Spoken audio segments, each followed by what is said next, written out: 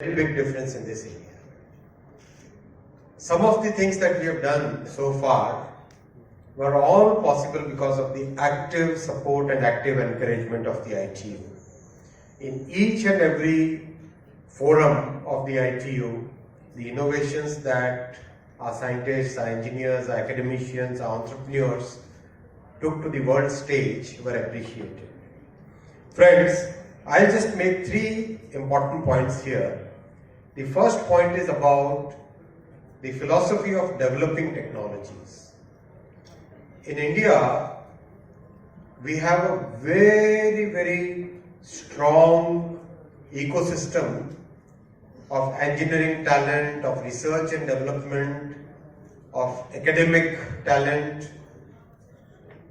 Putting all of that together to be able to create products, that was one big challenge that India took about 7-8 years back. And within a very short time frame of about 8 years, today we are in a position where India is confidently developing products, developing technologies, taking ever bigger challenges. This spirit is reflected in sector after sector. Take the case of defense, take the case of steel, take the case of railways, take the case of renewable energy.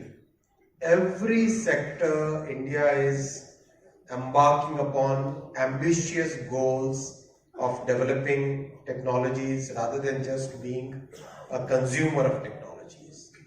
That's one major mindset shift which has happened in the last 8 years. And this occasion today will be one more accelerator in that field.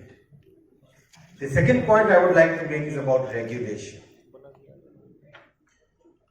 Digital economy's regulation has to be different from the older economy which was not digital. Let's say, I cannot call it analog compared to digital, but the older economy cannot, the kind of regulation we had in the previous version of our economy is not the right fit for the digital economy. So what is the right fit for digital economy regulation? The first and foremost principle that we are following is how are basically things like telecom, things like data privacy. These cut across all the verticals. So we decided to frame our regulatory setup in a way which basically makes technology agnostic horizontals and technology focused verticals. So the way we are now rewriting all our laws, we are rewriting our rules, we are rewriting our regulations for the digital economy. Our focus is to make sure that the horizontals are technology agnostic, they are dynamic, they are capable of changing with the changing technologies, they are inclusive, they are focusing on the way our societies are structured, not just copying from some other geography. That's the thought process we are putting in. For example, the privacy bill, what we call the digital personal data protection bill, or the telecom bill. Both the bills are basically principles based. They are not prescriptive. Both the bills try to bring in, as we understand today, the latest position of the technology as we understand today, and whatever we see in the foreseeable future, not bound by the legacy. Both the bills have digital implementation, digital execution right from day one, not the old paper execution. Both the bills try to bring in an element of trust between citizens and the government. Not the old system in which bills were made primarily on mistrust. Laws were enacted primarily on the premise of mistrust. It's a totally different mindset.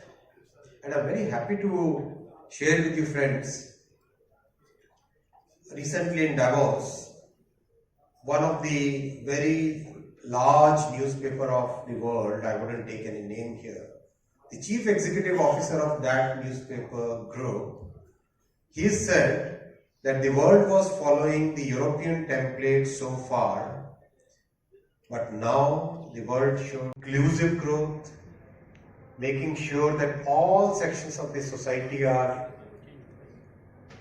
given the same treatment as anybody would get. And as our Prime Minister says, Sabka Saath, Sabka Vikas, Sabka Vishwas, Sabka Prayas. In the bills, all the other laws that you must have seen, the reference to a person is always to the male pronoun. He shall do this, his property shall be attached, right? It's always he, his, he, his. In the bills that now we are drafting and the bills that we have put up for consultation with you, it's the she pronoun which is used here. It's she, her, not him, his. That's a big difference in mindset. It's not symbolic. It reflects the importance that we give to both the sections of the society, to all sections of the society, and especially to those sections of the society who have for long been ignored, neglected. I was very happy today that most of the prizes which went to the innovators were led by our sisters and our better halves. That's a great sign of confidence in our ability to achieve good things. The third point, friends, I'd like to make is about manufacturing.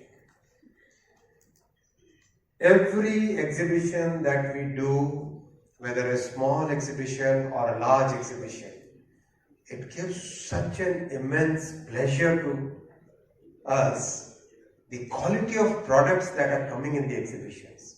Every exhibition, it is improving by step changes, not just incremental changes. The quality of finishing, the quality of packaging, the quality of the final finish on the radio equipment, might have noticed each time when I go to the stalls, I try and touch and see how the feel and make of the product is. And I must congratulate all the manufacturers. Each time that you bring your products to these exhibitions, you are improving, we are improving, and that's what will establish us as a complete end-to-end technology exporter. Trust element and the element of scale. Both the elements are equally important, and that's what this area, this region can offer. So thank you ITU for making it happen here. Thank you all the delegates for being present here. Thank you all the honorable ministers for sharing your views. I welcome every student, every entrepreneur, every academician who would like to collaborate with our 100 5G use case labs with the 5G test bed, and I request our secretary to extend the highly discounted 5G testing services to all the countries present today in this conference. We'll all grow together, we'll all make sure that our region contributes to the world. Thank you so much.